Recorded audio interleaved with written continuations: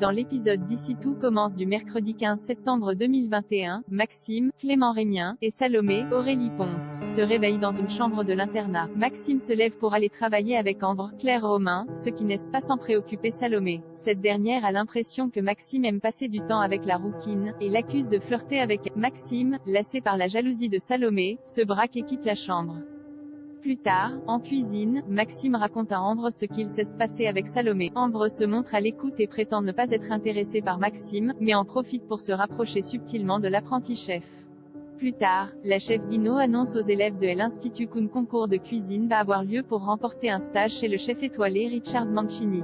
Très admirative de la cuisine du chef, Salomé se montre particulièrement enthousiaste et se réjouit de s'inscrire. Mais par peur de la compétition, la jeune femme demande à Maxime de ne pas se présenter au concours. À peine remis de leur dispute du matin au sujet d'Ambre, Maxime trouve sa petite amie très égoïste. Il s'énerve à nouveau et la laisse en plan. Jasmine perd pied, Elliot prend la défense de Lionel en cuisine, Jasmine, Zoe Séverine, fait faux bond à Deva, Cathy Pakianeton, lors du cours de la chef Armand, Elsa Lunghini.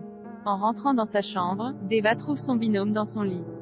Jasmine lui confie qu'elle ne se sent pas à la hauteur, mais sa justification ne suffit pas à lui éviter une convocation dans le bureau de Tessier, Benjamin Baroche. Clotilde lui fait remarquer son comportement incorrect vis-à-vis de Deva, et lui demande de se représenter en cuisine pour rattraper son cours manqué. Jasmine accepte à contre-cœur. Mais une fois au fourneau, la jeune femme perd pied et quitte les cuisines sous les yeux d'une Clotilde perplexe. En rentrant à l'Institut, Lionel, Lucien Belvès, surprend des élèves en train de jeter ses affaires hors de sa chambre. Myriel, Frédéric Diffenthal, ne tarde pas à intervenir, mais les fauteurs de troubles ne se démontent pas. Tom Darmon, et Hortense, Catherine Davidzenka, accusent le proviseur de ne pas prendre de mesures pour protéger les élèves, et de laisser un pyromane vivre parmi eux sans penser au risque. Pour les calmer, Myriel promet de prendre une décision dans la journée.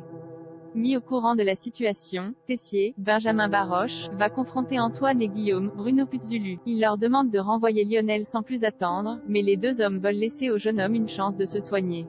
Il suggère à Tessier de laisser Constance, Sabine Perrault, s'entretenir avec Lionel pour juger de la gravité de la situation.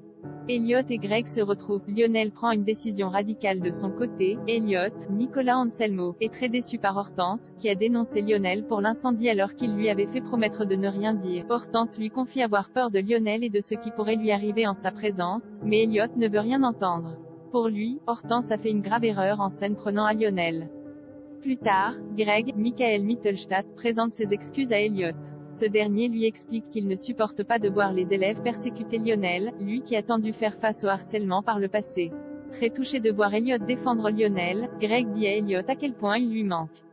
Elliot lui avoue que le sentiment est partagé, et les deux garçons s'embrassent.